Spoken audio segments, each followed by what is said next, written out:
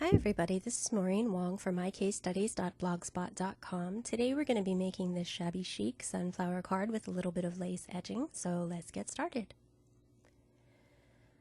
Okay, I sped up the video so you don't have to watch it forever, but basically I'm coming in with Zig Clean Color Real Brush markers, and for the yellows I'm using 63, 50, and 51, and I'm actually using a little bit of water on a tiny little paintbrush here, and I'm just coming in with the darkest areas first with my darkest color, and then blending it out a little bit with my mid-tone, and then adding in just a little bit of that light tone, and then adding in the water. And you can see that I'm actually dipping into my water quite a bit to not get so much color dragged around.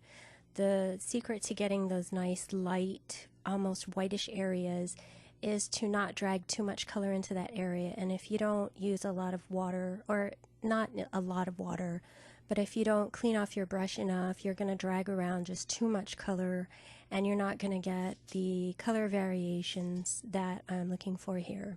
So I am not using a lot of water. I'm actually dipping it off onto my towel there, and that keeps it from dragging around too much of that yellow color.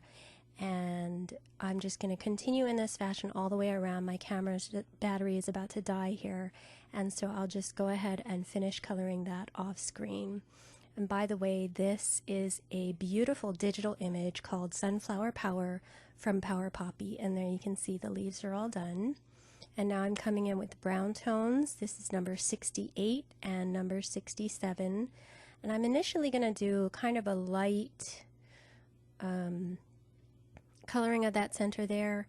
And then when I really looked at it, I thought it was way too light. So I'm going to come in and do a really heavy application and blend out with the lighter color of pen and not even use water. And that's the great thing about these, is that you can use them with or without water, and you just get a completely different effect depending on what you do.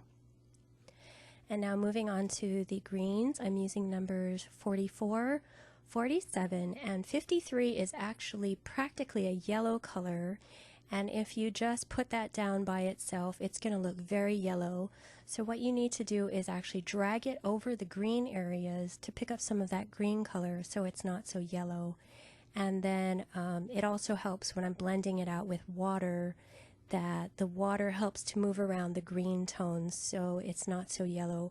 But I really like the addition of that color to really brighten up the leaves and stem of the sunflower, so that's why I use that color. And by the way, this was done in Photoshop Elements. I opened a little canvas about the size of an A2 card, just put the sunflower off to one side and added the sentiment in and flattened it and saved it as a JPEG, and then printed it out of Word. And I'm all done coloring, so I'm going to take out my Fiskars trimmer here and trim off all the excess white cardstock on the sides.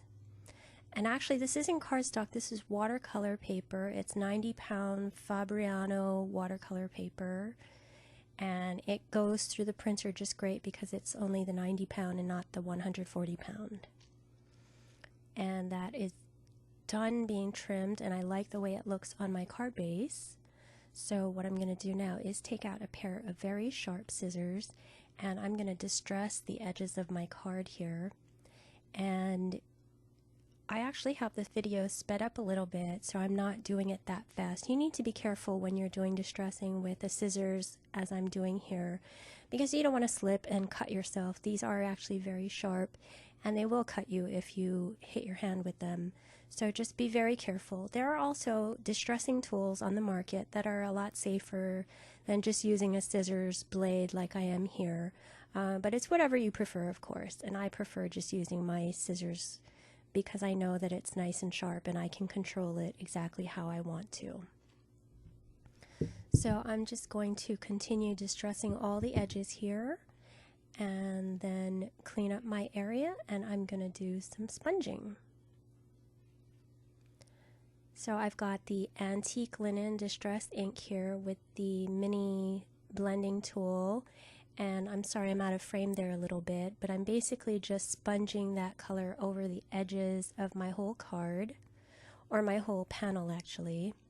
And the reason why I don't do the sponging first and then the distressing is because the distressing will actually scrape off a lot of that ink color and leave the white edges showing, and I don't want the white edges showing because this is supposed to be a shabby distressed look. So I do my distressing first and then do the sponging over the edges to make sure that the edges are actually that slightly darker color. And there we go, that's all done. Now I'm going to take out a very thin piece of lace I have from my stash here, and I'm just going to take my ATG gun and run a strip of adhesive down that one side where I want the lace, and I'm going to stick it on however I think it might look good, and then cut off the extra.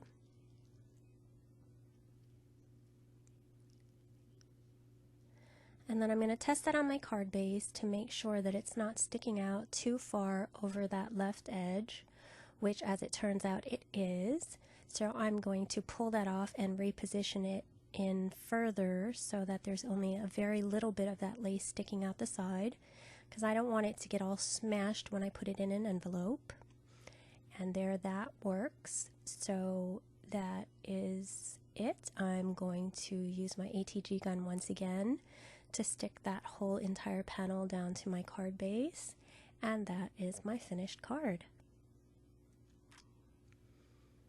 I hope you like it, and I hope you like this video, and I hope to see you over at mycasestudies.blogspot.com. Thank you very much for watching.